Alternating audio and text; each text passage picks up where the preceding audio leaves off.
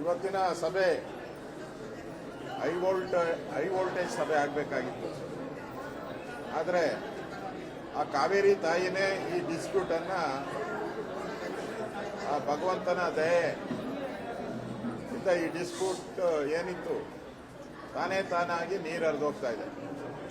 ಇದರಲ್ಲಿ ಸರ್ಕಾರದ ಶ್ರಮ ಏನೂ ಇಲ್ಲ, ಝೀರೋ. ದೇವರೇ ನಮ್ಮ ಈ ಪ್ರಾಬ್ಲಮನ್ನು ಸಾಲ್ವ್ ಮಾಡಿಬಿಟ್ಟಿದ್ದಾರೆ. ಆ ದೇವರಿಗೆ ಕೋಟಿ ಕೋಟಿ ನಮಸ್ಕಾರ. ಅಲ್ಲಿ ಪ್ರಶ್ನೆ ಇರೋವಂಥದ್ದು, ಇಲ್ಲಿ ಇಷ್ಟು ದಿನ ಹೋರಾಟ ಮಾಡಿದಂಥ ರೈತರು, ಕರ್ನಾಟಕದ ರೈತರು, ನಮ್ಮ ಪ್ರಶ್ನೆ ಸರ್ಕಾರಕ್ಕೆ, ಅವರ ಹೊಲಗಳಿಗೆ ಯಾವಾಗ ನೀರು ಬಿಡ್ತೀರಾ? ಅವರ ಕೆರೆಗಳನ್ನು ಯಾವಾಗ ತುಂಬಿಸ್ತೀರಾ? ಅರ್ಧ ಬೆಳೆದು ನಿಂತಿರುವ ಕ್ರಾಪ್ ಏನಿದೆ ಕಬ್ಬು, ಅದಕ್ಕೆ ನೀರು ಎಷ್ಟು ಕೊಡ್ತೀರಾ?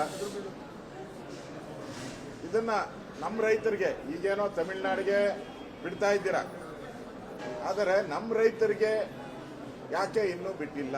ನಾಲೆಗಳಿಗೆ ಯಾಕೆ ನೀರು ಬಿಟ್ಟಿಲ್ಲ? ಈ ಪ್ರಶ್ನೆಯನ್ನ ನಾವು ಕೇಳೋರಿದ್ದೀವಿ. ಮತ್ತೆ ಕಾವೇರಿ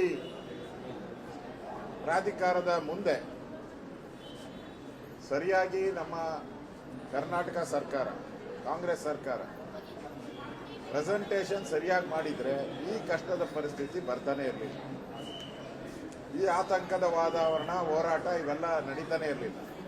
ನೀವು ಮಾಡಿದ ಮಿಸ್ಟೇಕ್ಗೆ ನಿಮ್ಮ ಕೇರ್ಲೆಸ್ ಕ್ಯಾಬಿನೆಟ್ ರಚನೆಯಲ್ಲಿ ನೀವೆಲ್ಲ ಬ್ಯುಸಿ ಆಗೋದ್ರೆ ಹೊರತು ಕಾವೇರಿ ನೀರು ಬಗ್ಗೆ ನೀವು ಕಿಂಚತ್ತೂ ತಲೆ ಕೆಡಿಸ್ಕೊಂಡಿಲ್ಲ. ಅದಕ್ಕೋಸ್ಕರ ಈ ಪ್ರಾಬ್ಲಮ್ ಆಯಿತು.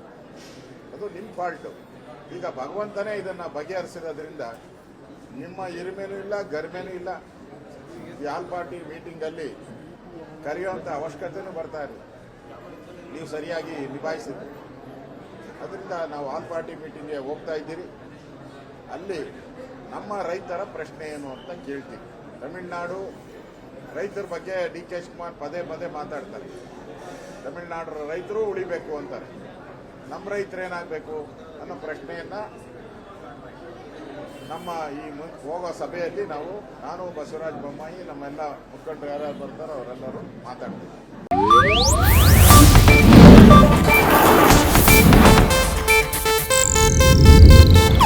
ಇದು ಏಷ್ಯಾನೆಟ್ ನ್ಯೂಸ್ ನೆಟ್ವರ್ಕ್ ಪ್ರಸ್ತುತಿ.